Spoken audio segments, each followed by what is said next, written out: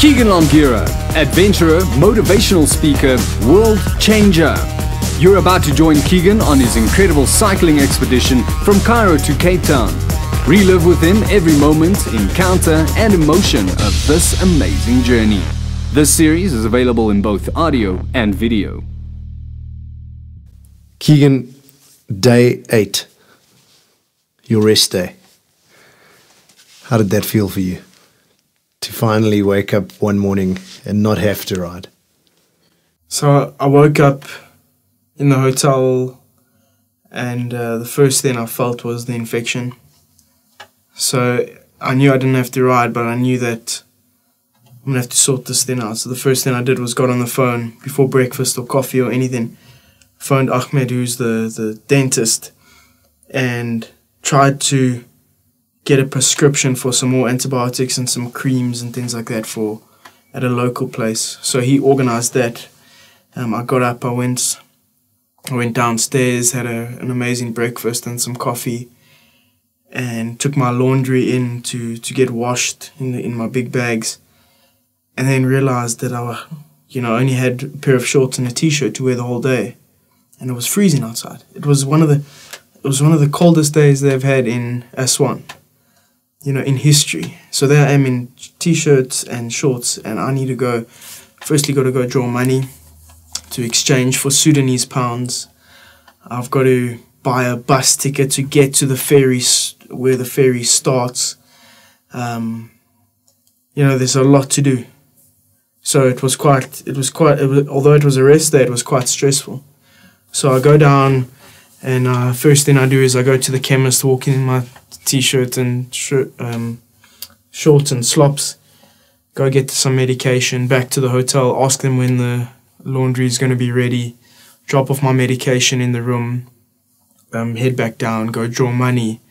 And I draw money, and I get basically the maximum I can get for Egypt, take the cash and look at the slip on the on my my statement, and there's 70 rand left in my bank account. And I looked again, and I looked away, and I looked again, and I was like, I'm screwed. I don't know what I'm gonna do. So I've drawn all my money, I've crumpled that slip up, and then I went to where all the buses meet at like this. It's like a long island in the middle of the road, and all the buses meet along there, and there's different stands to buy different tickets. And Ahmed had given me the number for one of the local guys there. I think his name was Tamer. So I go and see Tamer from the bus company. I exchange money, but we're walking through markets, we going into shops, guys are pulling out currencies from all over the world, under counters and things like that. It's not the most legal thing I've done, really. It was, really dodgy. I felt like I was part of the mafia. So, get the Sudanese pounds, see the new money. It's like a really big note, okay, a bluish note, 200 Sudanese pounds and 50. So get all my money, put it in my pocket, buy the bus ticket, and then I'm back to the hotel, and I'm going to just lie in bed the whole day and just relax. And I remember being on my phone a little bit on the Wi-Fi and on the internet, and posting about this 70 rand. And I remember the last status I put up before I put my phone off was, got 70 rand in the bank account, but I believe in miracles. I'll get through it. And then I spent a little bit of time before I put that message on, just chatting to Paige and my parents and things like that. And again, I felt really lonely. I felt really, really lonely. Everybody was busy with their own lives. I felt like I'd been forgotten about a little bit. So it was a lonely time. I didn't enjoy the rest day. The rest days for me became a stressful part of the trip. So yeah, put that status on, had a sleep in the afternoon, went to collect my laundry, brought my laundry back, packed my bags for the day after, and went to bed. Keegan, day 9, back on the road. With 70 rand in your account, it's time for Sudan? I think the thought of Sudan was quite epic, and it was in the back of my mind for a long time. There's been plenty of stories about Sudan being a strict Muslim country, so I was really worried. I remember waking up that morning, putting my foot out of bed and just trying to stretch my foot, and usually that would be really painful, and I'd have to stretch my Achilles tendons a couple of times before I could walk. And I remember stretching my foot, no pain, no stiffness, thinking to myself, okay, I was lucky, let's try the left one. Did the same thing, and no pain in my left foot. I got up, tried to look in the mirror at the infection. It dried up a lot, the swelling was down, wasn't sore, I could sit. And then I think the moment of truth was just to do a little squat in the room to see how the knee was, because the knee was incredibly painful. And went down and came up, and absolutely no pain in my knee, no swelling, no, catching or muscle weakness or anything like that. It was just fully healed. And for me, that was amazing. Thinking about the status I put on the night before, saying I believe in miracles, and now literally having physical healing in my body was something I firstly had never experienced in my life before. And, secondly, I didn't know how to explain it to anybody. So I, basically packed my bags, got everything ready, and went down towards the reception of the hotel, checked out, pushed my bike, which was being stored in the reception area, towards the buses, which was like probably 500 meters away or so. Walking in the dark, cold Egyptian morning, getting to the buses, loading my bags on, trying to load my bike in, and just being shocked at how many, fridges and microwaves and all sorts of appliances were being loaded into the back of the bus.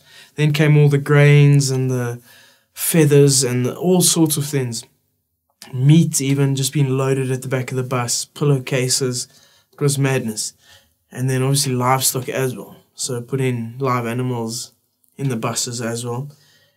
And I remember having a fight with the one guy trying to load my bike onto the bus, him saying that I needed to pay more to put my bicycle on there. It was taking up too much space. And I just remember looking back at the bus and thinking, there's like 10 to 15 seats that are completely taken because of what's been loaded, and now I must pay for my bicycle. And I was furious. So eventually I ended up paying him a little bit of money.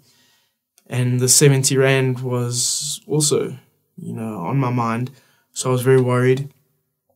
Paid him the amount, put my bicycle at the top of everything, was squeezed into a single seat with all sorts of things on the seat next to me. And off we went in a Sudanese bus. The Sudanese bus comes into Egypt to fetch passengers. And we went, and I remember the music on the bus was real traditional Sudanese music, and I felt like this was real Africa now. Things were getting much more like Africa. Everybody in the bus was Muslim and dressed in their clothing, and headed towards where the ferry would take us across the lake. We drove for probably about 2 hours to that point, stopping, helping other buses with passengers and all sorts of things. I don't know what was going on. So we get to this town, and the bus stops, and everybody climbs off, and the water, it's just this massive lake in front of us with mountains on the shore, and then just seeing the military barge and the people holding guns. One guy came up to me and said, "You can't take any photos here. If you do, you can be arrested and you can go to jail for a long time." So this was top military training stuff, intel and all of that. So I obeyed the rules, got onto the barge just to go to the toilet and check it out. And then came the bus actually goes onto the barge, goes across, and then travels from there to, the different towns in Sudan. Some go straight to the capital of Sudan. And so I left my stuff on the bus, got onto the bus, and we started this amazing journey. I remember, you know, the engines start in slowly, the barge starts moving across the water. And the journey wasn't too long, probably 2 or 3 hours or so, and got to the other side. And yeah, then the bus, everybody gets back into the bus after being on the barge, down the ramp and off to the border. So it's probably about 20 minutes or so to the border. Drove then, got to the border, and I was getting really frustrated because this was a day wasted. I mean, by now it was already, like often, like it's midday. So I was very worried about the speed of getting through the border and, you know, just getting this record on track. You know, my knees felt good, my Achilles tendons felt good. I wanted to get cracking. So we got to the border, the bus drove in, and we got through the main gate. And now you're literally in the border. Everybody's getting out, grabbing their stuff, going through the screening. People are doing x-rays of bags. There's military guys standing everywhere. It's really quite scary. And I got off with my bike, put all my bags on, and I decided I'm going to ride from here. I'm not going to sit and wait for them to get to this town. I'm going to ride. This is where Sudan starts. I'm going to ride. I went through the gates, had this guy on the bus write me a quick letter in Arabic, basically saying, I'm trying to break a Guinness World Record. We need to do this as fast as possible. I don't know what he said on the letter. So I took this letter, took it to one of the border officials, and this guy was just panicked. He gets this letter, reads it, folds it up, gives it back to me, and just starts running around like a headless chicken, going from this guy to this guy to this guy. And he said, come, come, come. And I go around into this, like a private room. I walk in, there's guys eating food, and they all stand up, and, you know, they're grabbing my passport, taking my papers, stamping it, writing it, wishing me good luck, taking a quick selfie, photos and everything. I'm like, I don't know what this guy's written in this letter, but it's worked. So yeah, next thing I know, everybody's waiting in a line, and this line was massive. I would probably be in there for 2 or 3 hours. Get my bicycle, but now I have to keep up with the show, you know what I mean? I'm trying to break a Guinness World Record. I need to push. So I'm running with my bicycle, jumping on the bicycle, cycling to the gate, and, you know, waving goodbye to them. Meanwhile, I'm not in a hurry. You know, you're going to get on the road and be doing 20 k's an hour the whole day. But, you know, just to go along with it. So I get to the gate, and this massive steel gate, there's one soldier standing in front of it with I think it was an AK-47 or something. And I get there and I show him my passport, closes it, keeps it, puts it in his back pocket, and he says, good, and points to the gate behind him as if to say, I can go, opens the gate. And I ask him for my passport, and he says, money. And I'm like, oh, you got to be kidding me. Now money's becoming an issue with the 70 rand in the account. You know, now it's becoming a problem. I only have a certain amount of Sudanese pounds. And so he says, go. I said, well, I need my passport. And again, he says, money. And I said, I don't have any money. But now I can't even turn back and go back to the rooms because I don't have my passport with me. So there's nothing, I can't speak the language, I don't know what to say. Eventually I pull out my wallet and give him the last of my Egyptian pounds that I have. And that was the first bit of bribery that I came across. And yeah, so he gave me my passport back, smiled, happy guy, shook my hand, closed the gate, and off I went. And he closed the gate behind me. And I just remember that sound of the gate closing, you know, the rusted, squeaky gate closing, locking. And I was in no man's land. So there's a strip of about 200 meters to the Sudanese gate, and it's the same thing on that side. So it's this massive gate and huge wall, and on the other side a massive gate and a huge wall, and there you are in the middle. And it's like something out of a cowboy movie. I'm walking towards the Sudanese gate, and I'm terrified. And I remember sending my final message because I still had some signal from the Egyptian side with my SIM card, and I phoned Paige, and I just told her, you know, how worried I was about the record and how far I was behind, and just, you know, being quite down.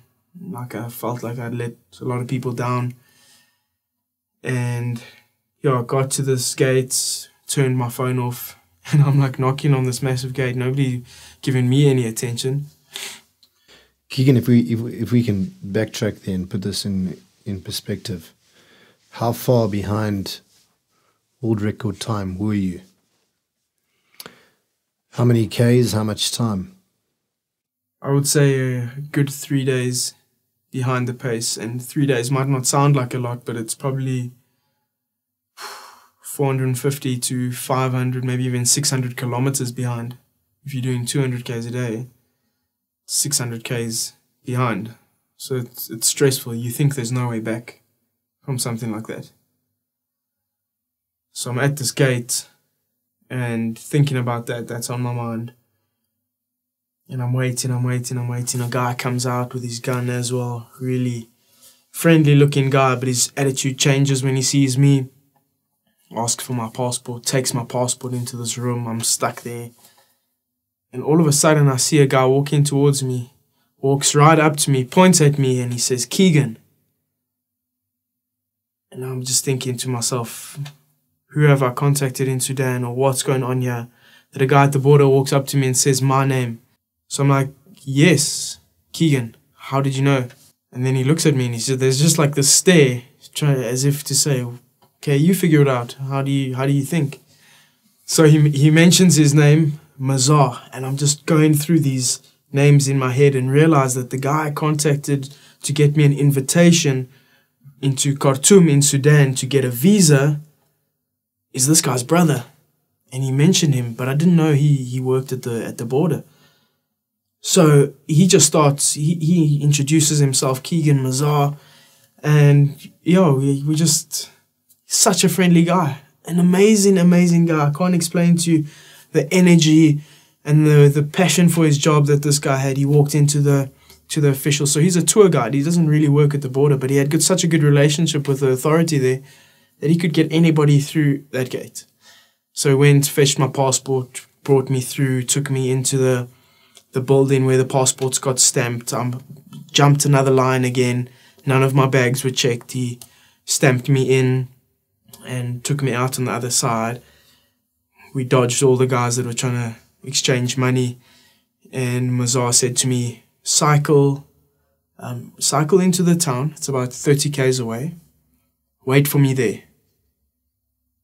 And I'm terrified. This is the first time I've been in Sudan. I'm not at a point where I can be making decisions to just cycle into a town and wait there. So I ask him, where do I wait? And he says, anywhere. So I'm like, Masson, I don't want to be funny or anything, but like, how are we going to find each other? I don't have a phone. I don't have any signal here. And he's like, go to the town, mention my name, and just wait there. And I was like, wow, this is faith. This is something that I can't even, in our daily lives, we want to know where we're going to meet. Make sure your cell phone's on, send an SMS, a confirmation, put it on your calendar, have things in place. And this guy was telling me, meet me there, you have my word. I was blown away. And I remember cycling away from the border, and then it's desert, complete desert, no people, it's just dead. And then the signs, there's these white pillars next to the road that gives you the distance to Khartoum, the capital. And the distance markers, I'm not sure what they started on, 1,000 and something. But, for example, 1,001 kilometers to go. And then every K it went down, one by one, all the way to Khartoum. So it was then 1,000 Ks to go, 999 Ks to go, 998 Ks to go. And it was driving me mad. I thought to myself, how many days is it going to take me to get to Khartoum? So now it forces you to think ahead. So I'm on this road towards the desert. I'm in the desert cycling, and these markers are just driving me mad. Going towards this town, wind is at my back, and I'm just taking a lot of photos and trying to capture this whole entrance into Sudan for the people back home. Obviously, I couldn't send the pictures to anybody because I didn't have any signal. Cycled and got into this town, and I was just confused. There's people rushing around, nobody speaks English. I go to a local, I think it was a local pub and then a restaurant next door. and then a SIM card shop next door. So I go straight to the SIM card shop, and again this problem of trying to register a SIM card. I try to register my SIM card and it nothing works. I buy the SIM card from the guy, put it in the phone, try to register it, nothing. My passport, it says, is invalid, so they can't register the card. I can't get airtime, I can't phone anybody. And now it's starting to get dark. So I'm waiting outside, and I'm just thinking to myself, what am I going to do? If Mazar never comes, what am I going to do? You know, I've got a world record to break, and now on this day, I'd literally cycled 35 Ks in the day. The rest was spent on a barge and a bus and borders. So it was stressful. So I'm waiting outside this place, and eventually I take Mazar's advice. I walk into the restaurant, and when I say a restaurant, this is Sudan. This is simple buildings. Some of the buildings don't have walls. It's just like a concrete structure with corrugated iron as walls. The door is corrugated iron with a wooden frame like nailed to it. There's no floor. It's sand inside the houses. It's just really poverty. You know, really a lesson for me in poverty, because I thought I'd seen something in Egypt. And get to this place, I walk in and I look for the fanciest looking guy who's in a white robe, big beard, old man with a stick. And I just say to him, Mazar. I look for Mazar. And he says, waiter. So he makes a couple of phone calls. I don't know. You must remember, I don't know what's going on. So I'm just sitting there on this little pillar inside the house. And then eventually he comes back to me, and I'm a king. All of a sudden, he's bringing me water. And in Sudan, the water is very scarce, so they don't have running water. Everything's in a jar. And this guy's bringing me cups of water, shows me where the toilet is, invites me into this room to sit with him. And I go into the room, and there's a couple of youngsters in the room, maybe same age as me, and two older people, and they all greet me and stand up, shake my hand, give me a spot on the bed. And there's two single beds in the room and a TV. And we just start, I just sit there and I'm thinking, what the hell is going on? I've never felt so out of place in my life. My bicycle's outside. They say, don't worry, it'll be safe. And I'm sitting there with these guys that can't speak English, and I'm watching a Sudanese soapy on TV with these guys, you know, and the sun's gone down. It's cold.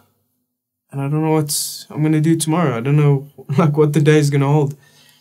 And these guys have a big metal bowl, and they put some,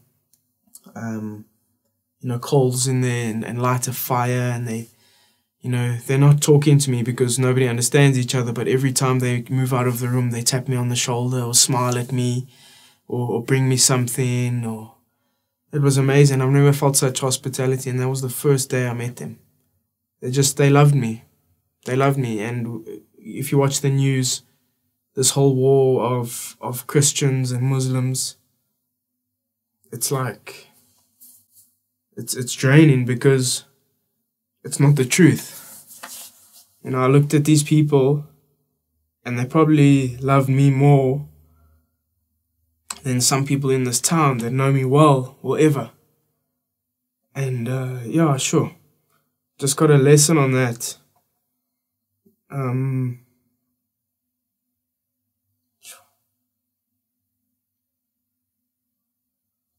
then waiting there, not knowing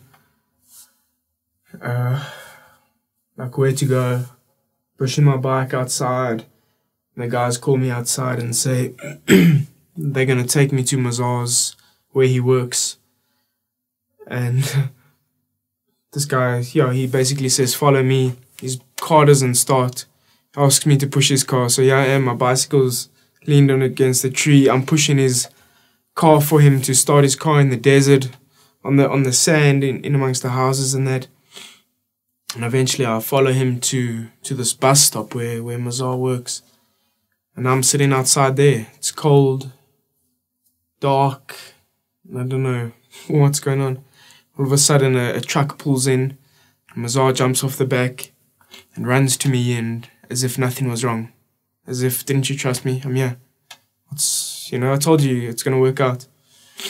And he comes to me, he shakes my hand, gives me a hug, goes inside and starts organizing all his things for the day, bus tickets for the next day.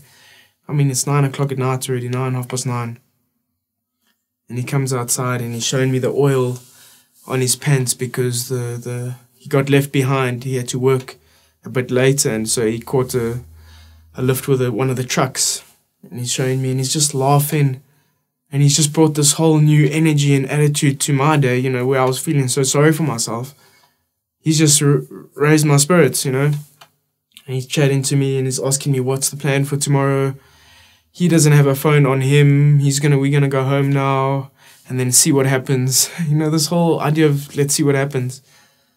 And he gets the lift with the guy that gave me a lift there to his house, and I follow them to the house. Probably about 5 or 6 Ks.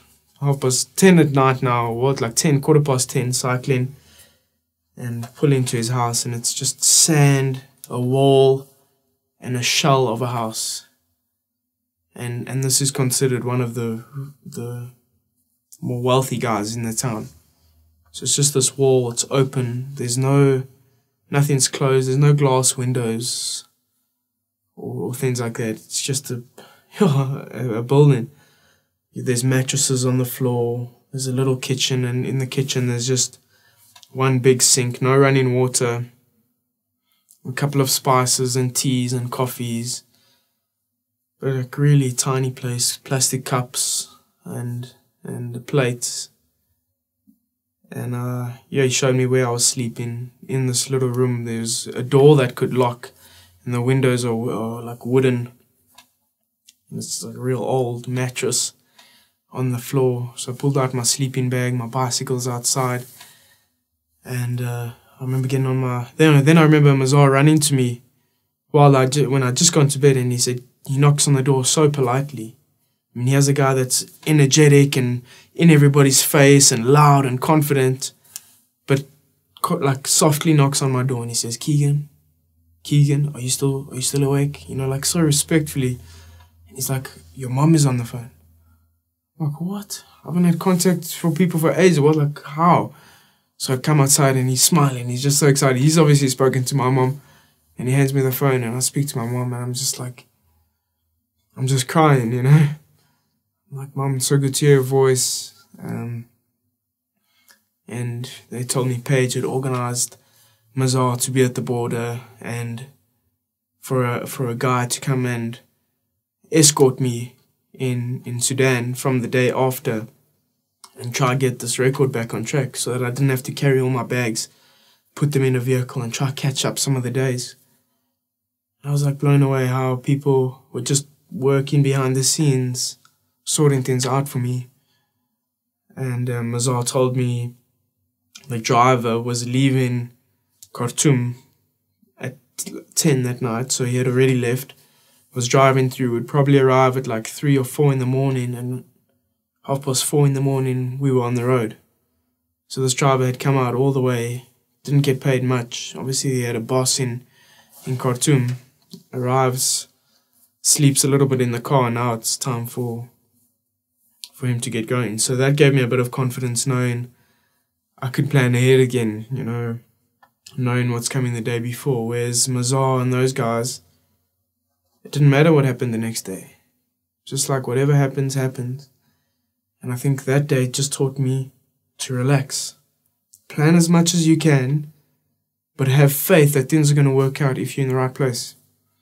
Just walk in that. And I remember you saying to me, a lamp unto your feet. And how if you can just trust that God's a lamp unto your feet, you can just take one step at a time. You don't have to take 2, you don't have to run, you don't have to see what's around you. All you have to do is just take one step. And that was me in Sudan. I get this intro into this, one of the biggest African countries. There's been wars in the south. I mean, you get caught with alcohol, drugs, or something like that. You speak to a woman in public, you can go to jail. And here I was, and I was just taking it one step at a time. I remember going to bed, and Mazar brought me an orange and like an old stale piece of bread, which was obviously his last, and gave it to me, and I peeled it and I ate that, ate the bread, and then I fell asleep in my sleeping bag in a cold winter's night in Sudan. To find out what happens next on this amazing journey, go to www.keegan.co.za to purchase the next chapter.